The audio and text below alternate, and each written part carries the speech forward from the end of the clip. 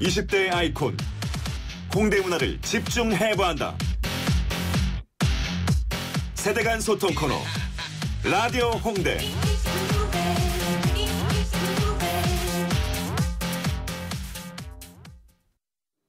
네, 요즘 1인 가구가 늘어나고 있는 추세인데요. 특히 1인 가구는 20대 청년들이 많은 부분을 차지하고 있다고 합니다. 그런데 이 집값이 비싸 주거 빈곤에 시달리는 청년들 많다고 하죠. 20대들은 과연 어디서 어떻게 살고 있는 걸까요? 오늘 라디오 홍대 시간에 알아보도록 하겠습니다. 한윤형 칼럼니스트 연결돼 있습니다. 한 선생님 안녕하세요. 네, 안녕하세요. 네, 요즘 20대들 어디서 살고 있는 건가요? 네, 20대들이 주로 단독 다가구 다세대 주택이라고 불리는, 흔히 원룸이라 불리는 주택 유형에 거주하는데요. 네. 거주 면적이 좁고 열악하다는 것이 문제겠죠. 네. 전국적으로 봐도 2010년 조사에서 단독 다가구 주택 거주 비율이 20대 1인 가구가 74.1%, 30대 1인 가구가 75.5%, 그리고 30대 2인 가구가 78.1%로 나타났습니다. 네. 주로 20, 30대 청년층 1, 2인 가구들이 좁은 원룸에 거주하고 있는 상황입니다. 네, 30대가 이제 가장 높긴 하지만, 그죠? 네. 30대 2인 가구가 가장 높긴 하지만 20대 1인 가구 비율도 뭐 74.1 만만치가 않은데요. 네. 그러면은 이게 좁고 열악한 것도 문제지만 20대들 소득, 수입이 뭐 별로 탐탁치가 않을 텐데 네. 이 주거에 사용하는 비용 대략 어느 정도 쓰고 있습니까? 네. 2010년 국토해양부 조사를 보니까요. 서울시의 경우 1인 가구의 평균 전월세 가격이 전세 8,500만 원, 월세는 34만 4천 원으로 나왔습니다. 네.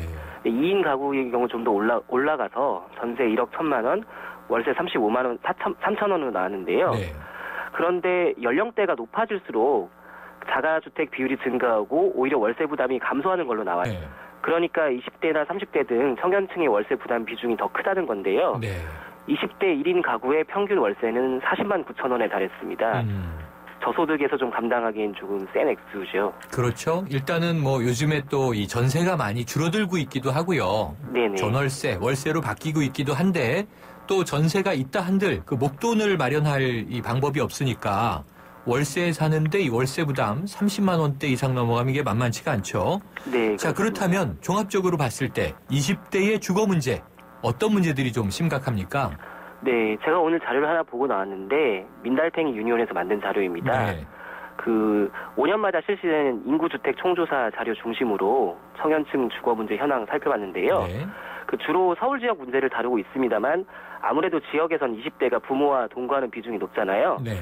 그리고 학업이나 구직 상황에 따라 상경하면서 겪는 주거 문제가 큰 만큼 어느 정도 대표성이 있을 텐데 이 자료를 보면은 서울시에서 20대 1, 2인 가구가 폭발적으로 늘어나고 있고 네. 그리고 이들이 전국 평균보다 주거 빈곤율이 상당히 높으면서 네. 그리고 저소득층이 많은 것으로 나옵니다. 그렇군요. 이게 뭐 심각한 문제가 드러나네요. 이게 공부를 해야 되니까 서울 수도권으로들 많이 상경을 하고 집에서 떨어져서 네. 비싼 또 주거 비용 감당해야 되고 취업은 안 됐는데도 일자리를 찾으려니 또 이 수도권에 모여 있어야 되고 그러니까 또 주거를 포함해서 의식주 비용은 들어가고 그럼 현재 서울시의 20대 1인 2인 가구 규모는 어느 정도로 나타나고 있어요? 네, 사실 전국적으로도 1, 2인 가구는 급증했는데요. 네. 1990년 조사에서는 1, 2인 가구 비중이 합해서 20.9%였는데 2010년 조사에서는 46.7%까지 네. 왔죠. 2015년엔 더 높아질 수도 있겠는데요. 네.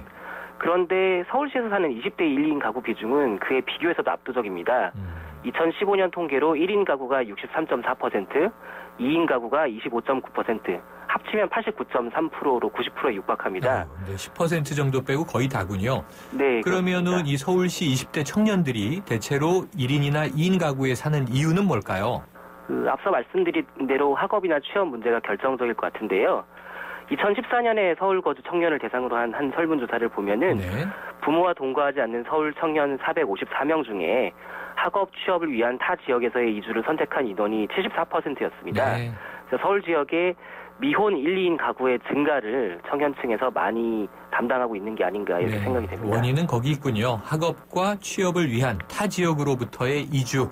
그래서 네. 서울에서 힘들게 사는데 그럼 20대가 주로 1, 2인 가구에서 산다고 했을 때 주로 이제 불편사항이라든가 여러 가지 문제들이 있을 텐데 좀 심각하게 느끼는 것들이 어떤 것들이든가요?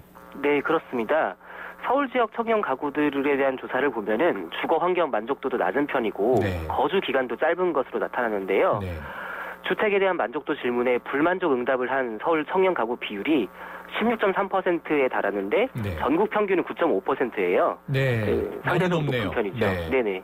그리고 불만족의 이유는 대체로 모든 연령대에서 집이 지은 지 너무 오래되고 낡아서라는 응답이 많은 편인데 네.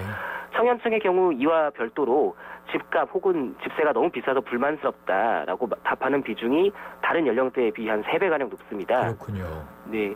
그래서 전국적으로 봐도 20대와 30대 1, 2인 가구의 거주 기간이 매우 짧은 것으로 나타나는데요. 네. 특히 20대 1인 가구의 경우는 3년 이내 이사를 가는 비율이 70%를 넘습니다. 네.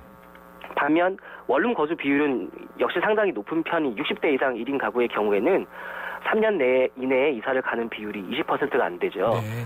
그래서 청년 가구는 1인 가구가 이사를 자주 다니지만 고령 1인 가구는 상대적으로 지역사회에 장기간 거주하는 경향이 우세한 것 같습니다. 그런 특성이 있군요. 자, 20대 주거 환경이 매우 열악하다는 말씀일 텐데 구체적으로 다른 연령대와 조금 더 비교할 수 있는 자료들은 어떤 게 있을까요? 네, 주거 빈곤율이라는 개념이 있는데요. 네. 주거 빈곤은 주택법에 규정되어 있는 최저 주거 기준 미달 가구에 그 지하나 옥탑 거주하는 사람들 추가하고요. 네. 그리고 비닐하우스나 고시원 등 주택 이외의 기타 거주 가구를 포괄하는 개념입니다. 네. 이게 1995년 자료에서는 전국의 주거 빈곤율이 46.6%일 때 네. 서울의 20대 1인 가구의 빈곤율이 58.2%였습니다. 네. 그 후자가 조금 더 높았지만 압도적이진 않았죠. 네. 그런데 2010년 자료를 보면 전국 빈곤율은 14.8%인데 서울의 20대 1인 가구의 주거 빈곤율은 36.3%로 나타납니다. 격차가 벌어졌군요. 네, 그렇습니다. 그래서 전반적으로 사회가 풍요로워지긴 했지만 주거 빈곤 문제가 청년층에 집중적으로 나타나는 그런 상황이라고 볼 수 있을 것 같습니다. 그러네요. 주거 빈곤율이 떨어지고 있는데 문제는 청년들의 주거 빈곤율은 어쨌든 격차가 크게 높다. 이게 문제인데 지금 말씀하신 대로 대부분의 청년들이 지하 혹은 반지하, 옥탑, 비닐하우스에 산다는 얘기도 옛날엔 그랬는데 지금도 있나 모르겠네요. 네, 지금 상대적으로 줄긴 줄었을 텐데 네. 주거 빈곤의 기준에는 이제 들어가 있는 거죠. 그렇군요. 네, 비닐하우스는 별로 네. 없겠지만 고시원 같은 곳은 상당히 많을 것 그렇죠. 같습니다. 네. 자, 20대 주거 문화가 일어난 이유와 해결책. 이 해결책을 찾으려면 원인을 알아야 될 텐데 네. 과연 어떤 문제가 원인이나 이유가 될까요? 전반적으로 부동산 가격이 많이 상승했고 네. 그리고 또 가구 구조 변동을 염두에 두지 않고 집이 지어졌습니다. 네. 그러니까 부모 세대가 처음 핵가족을 만들었잖아요. 그렇죠. 그리고 이에 따라서 4, 5인 중산층 가구를 염두에 두고 아파트가 많이 지어졌는데 네. 이제는 1, 2인 가구 비중이 극적으로 늘어난 상황 아니겠습니까? 그렇죠. 그러니까 일단은 그런 미스매치가 발생했다는 것을 인지하고 중소형 공공임대주택을 늘려나가는 그런 방향으로 가야 할 것 같습니다. 네, 그렇군요. 또 최근에는 대학에서도 기숙사 건설과 관련해서 대학과 지역사회 임대업자들이 갈등이 많잖아요. 그렇죠. 이에 대해서도 잘 중재를 해서 더 많은 학생들이 학교에서라도 이제 기숙사의 혜택을 볼 수 있도록 하면 좀 문제가 좀 더 나아지지 않을까 생각합니다. 그렇죠. 학생들을 기숙사에서 많이 수용해주면 좋은데 그렇지 못하다 보니까 네. 뭐 예나 지금이나 자취촌이라는 게 발달해 있는데 네, 요즘 그렇습니다. 대학가 근처의 원룸 또는 이게 뭐 고시텔인데 조금 고급스러운 고시텔 가격이 뭐 어마어마하더라고요. 네, 그렇습니다. 이런 문제 결국은 정책적으로 해결이 되고 여기에 또 많은 사회적인 지원이 필요하겠죠.